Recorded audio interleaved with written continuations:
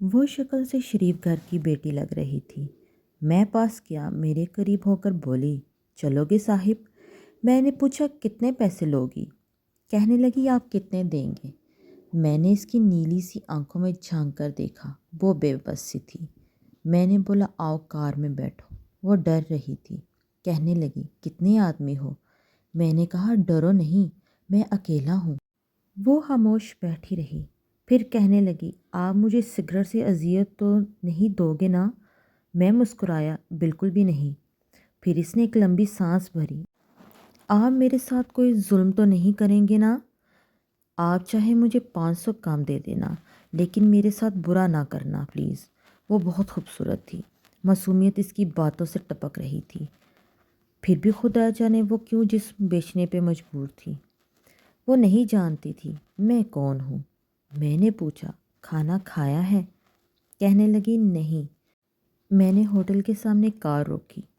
Hotel والا مجھے جانتا تھا۔ اس نے جلدی سے کھانا پیک کیا، مجھے دیا۔ میں کار میں بیٹھ گیا۔ آ کر میں اپنے آفس کی طرف چل دیا۔ چوکیدار نے دروازہ کھولا۔ میں نے کار پارک کی۔ رات کے 11 بج رہے تھے۔ سب اپنا اپنا کام کر رہے تھے۔ وہ مسلسل میری طرف دیکھے جا رہی تھی۔ میں نے کھانا پلیٹ میں ڈالا، اسے کہا، ہاتھ دھو لو۔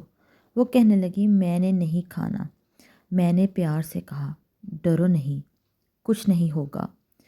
وہ ہاتھ دھو کر آئی، میرے سامنے کرسی پر بیٹھ گئی اور کھانا کھانے لگی۔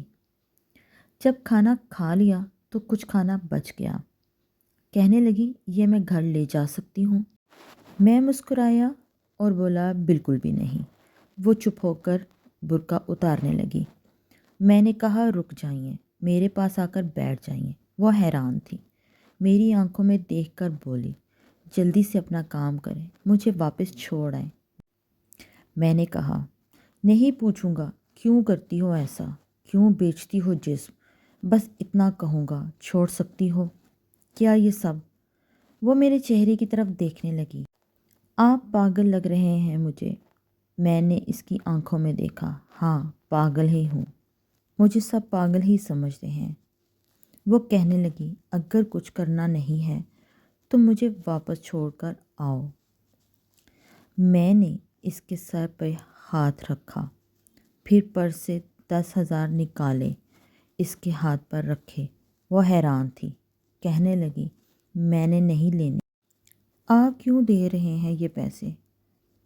میں نے اس کے چہرے پہ ایک تھکن محسوس کی تھی۔ وہ اپنے آنسو روک کے بیٹھی تھی، بار بار کہہ رہی تھی، مجھے بس واپس چھوڑ کر آ جاؤ، مجھے ڈر لگ رہا ہے۔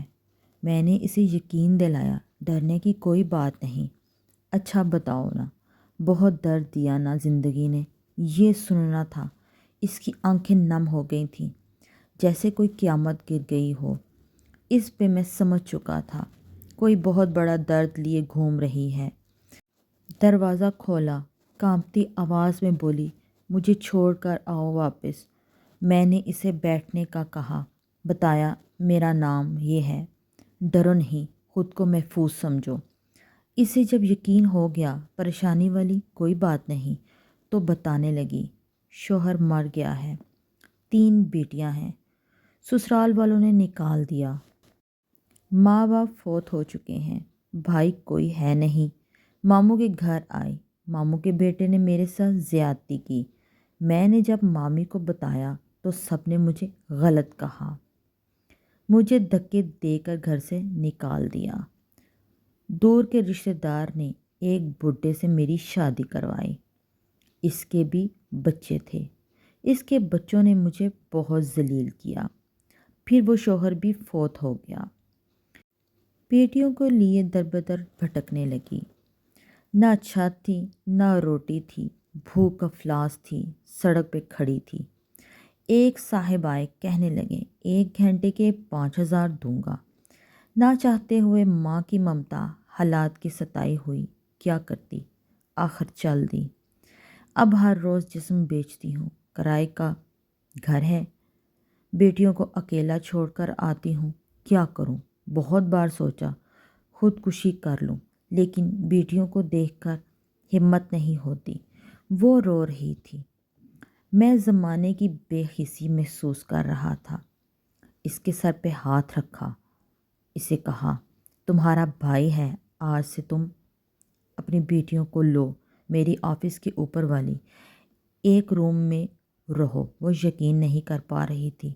کار میں بٹھایا، اس کے گھر پہنچا۔ بیٹیاں سوئی ہوئی تھیں، بہت پیاری تھیں۔ گود میں اٹھایا، دل کو سکون ملا۔ وہ مسلسل روئے جا رہی تھی۔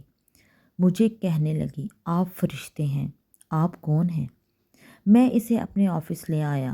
وہ دعائیں دینے لگی، جھولی اٹھا کر نہ جانے کتنی دعائیں دیتی رہی۔ میں نے اسے کہا، جا کر سو جائیں۔ اپنے آفس روم میں گیا۔ میرے سامنے سے وہ چہرہ گزرا جو لڑکی اپنے شوہر سے جھگڑ رہی تھی، اسے کہہ رہی تھی، مجھے طلاق دو، تم کو میری قدر ہی نہیں۔ وہ اپنا گھر جلا رہی تھی اپنی بے وقوفی کی وجہ سے۔ وہ بیچاری کیا جانے زمانے کی تلخیاں کیا ہوتی ہیں، زمانے کا ڈسنا کیا ہوتا ہے۔ میں بتانا چاہتا تھا اپنا گھر جان بوجھ کر اجاڑنے والی لڑکیوں کو، طلاقیں لینا آسان ہے، اس کے بعد جینا موت ہے۔ کبھی ساس کا رونا، کبھی نند کا سیاپا، کبھی جٹھانی سے لڑائی، یہ ہر گھر کی بات ہے۔ اس کا ہرگز مطلب یہ نہیں کہ طلاق لینا یا گھر اجاڑنا۔ کم عمری میں ہی میرے سر کے بال سفید ہو گئے ہیں۔ ہزاروں آنکھوں کے آنسو دیکھ کر اپنے گھروں کو آباد رکھو۔ عورت خدا کی قسم میرے معاشرے کی زنجیروں میں جکڑی ہوئی ایک قیدی ہے۔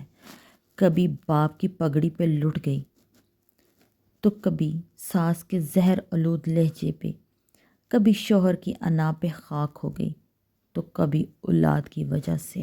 میری ویڈیو کو لائک اور شیئر کرنا نہ بھولیں۔ نئی کہانی حاصل کرنے کے لیے میرے چینل کو سبسکرائب بھی کریں اور بیل آئیکن کو دبانا نہ بھولیں۔ اللہ حافظ۔